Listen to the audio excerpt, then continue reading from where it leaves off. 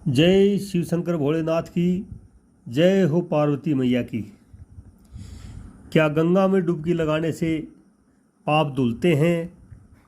इसी के ऊपर कल को श्रावण मास में सुनी जाने वाली कथा भगवान शंकर और पार्वती के द्वारा बताई गई कथा है। ये श्रावण मास में द्वादशी के दिन सुनी जाती है। व्रत करने वाली महिलाएं और पुरुष इस कहानी को सुनते हैं, इससे उनके कष्ट दूर होते हैं। माता पार्वती ने भगवान शिव से पूछा, गंगा में डुबकी लगाने से क्या सच में धुलते हैं पाप? भवानी शंकरो वंदे श्राद्धा विश्वास रूपिणो याभ्याम बिनान पश्यन्ति सिद्धा है स्वांतः स्थिमीश्वरम। भावार्थ, श्रद्धा और विश्वास के स्वरूप श्री पार्वती जी और श्री शंकर जी की मैं वंदना करता हूँ, जिनके बिना सिद्धजन अपने अंतःकरण में स्थित ईश्वर को नहीं देख सकते। गंगा स्नान में से पापों का नाश होना बतलाया गया है, परंतु नित्य गंगा स्नान करने वाले लोग भी पाप में प्रवृत्त होते देखे जाते हैं। एक समय शिवजी महाराज पार्वती के साथ हरिद्वार में घूम रहे थे। पार्वती जी ने देखा कि सहस्त्रों मनुष्य गंगा में नहा नहा कर हर हर कहते चले जा रहे हैं, परंतु प्राय सभी दुखी और पाप प्रायण हैं।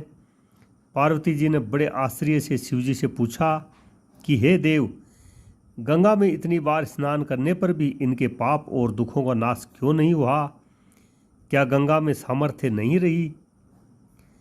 शिवजी ने कहा, प्रिय, गंगा में तो वही सामर्थ्य है, परंतु इन लोगों ने पाप नाशिनी गंगा में स्नान ही नहीं किया है, तब इन्हें लाभ कैसे हो? पार्वती जी ने आश्चर्य से कहा कि स्नान कैसे नहीं किया? सभी तो नहा नहा कर आ रहे हैं, अभी तक इनके शरीर भी नहीं सूखे हैं। शिवजी ने कहा, ये केवल जल में डुबकी लगाकर आ रहे हैं, तुम्हें कल इसका रहस्य समझाऊंगा। दूसरे दिन बड़े जोर की बरसात होने लगी, गलियां कीचड़ से भर गई। एक चौड़े रास्ते में एक गहरा गड्ढा था, चारों ओर लपटीला कीचड़ भर रहा था।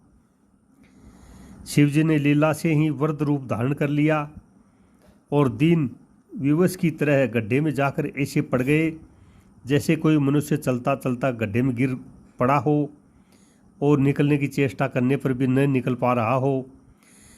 पार्वती जी को उन्होंने यह समझाकर गड्ढे के पास बैठा दिया कि देखो, तुम लोगों को सुना सुना कर यूँ पुकारती रहो कि मेरे वृद्ध पति अकस्मात गड्ढे में गिर पड़े हैं, कोई पुण्य आत्मा इन्हें निकाल कर इनके प्राण बचाएं और मुझ असहाय की सहायता करें।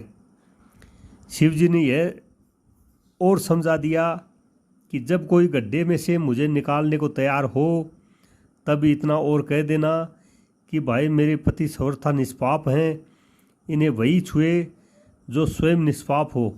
यदि आप निष्पाप हैं तो इनके हाथ लगाइए, नहीं तो हाथ लगाते ही आप भस्म हो जाएंगे। पार्वती जी तथास्तु कहकर गड्ढे के किनारे बैठ गई और आने जाने वालों को सुना सुनाकर शिवजी की सिखाई बात कहने लगी। गंगा में नहाकर लोगों के दल आ रहे थे। सुंदर युवती को यूं बैठी देख कर कईयों के मन में पाप आया।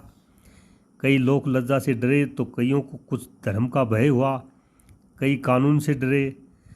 कुछ लोगों ने तो पार्वती जी को यह भी सुना दिया कि मरने दे बूढ़े को, क्यों उसके लिए रोती है।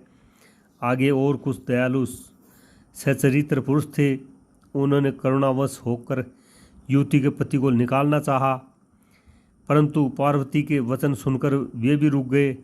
उन्होंने सोचा कि हम गंगा में नहाकर आए हैं तो क्या हुआ, पापी तो हैं ही, कहीं होम करते हाथ ना जल जाएं।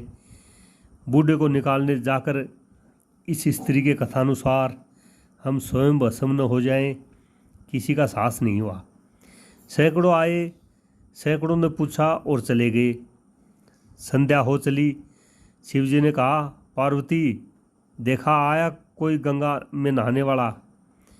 थोड़ी देर बाद एक जवान हाथ में लोटा लिए हर हर करता हुआ निकला। पार्वती ने उसे भी वही बात कही। युवक का हृदय करुणा से भराया। उसने शिवजी को निकालने की तैयारी की। पार्वती ने रोक कर कहा कि भाई, यदि तुम स्वरथा निष्पाप नहीं होगे तो मेरे पति को छूते ही जल जाओगे।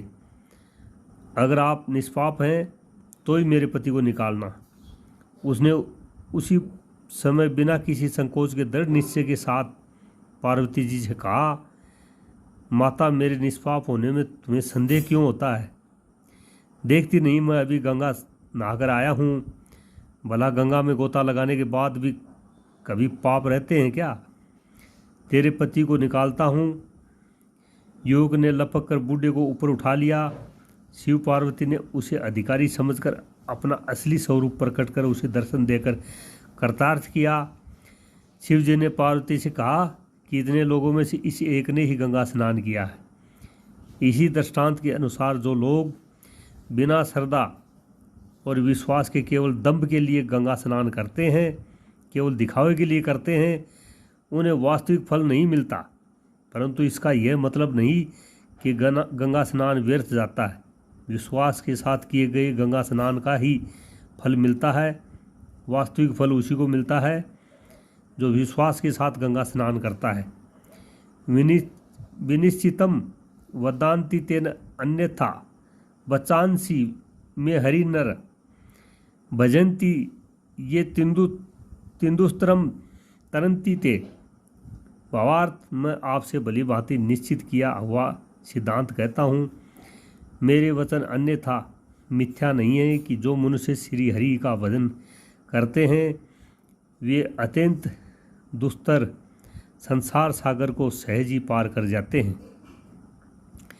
तो इससे सिद्ध होता है कि जो व्यक्ति सच्चे मन से गंगा का स्नान करता है वही वास्तव में स्नान है। जो दिखाने के लिए दिखावे बतौर दिखावा गंगा स्नान करते हैं या बिना मन को साफ किए स्नान करते हैं, जो बिना विश्वास के गंगा में स्नान करते हैं, उनका गंगा स्नान व्यर्थ है। इसलिए जो भी व्यक्ति गंगा में स्नान करे, पूरे विश्वास और दृढ़ता के साथ स्नान करे, वही वास्तव में गंगा स्नान का प्रतिफल देता है। तो इस कहानी का यही सार है। जय शिवशंकर भोलेनाथ की जय हो, पार्वती मैया की जय हिंद, जय भारत, वंदे मातरम।